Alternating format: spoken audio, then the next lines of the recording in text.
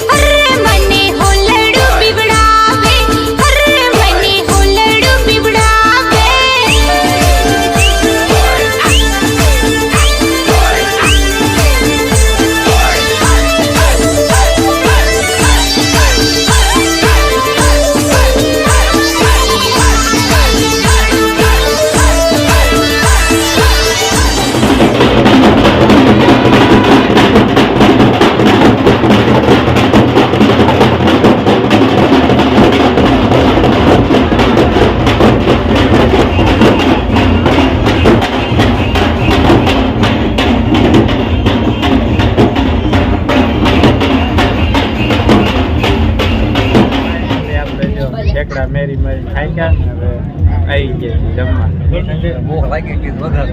આ છે લાડુ, જો લાડુ આવું છે બધું જમવામાં. જો મોળા હે, ભાણો કિશોરભાઈ ને ઉદય ને જો આ બધું કલ્પે ઢોકળા અહીં ત્યાં બધો આપણો સ્ટાફ છે. ઠીક સામે લઈ ઢોકળા હે,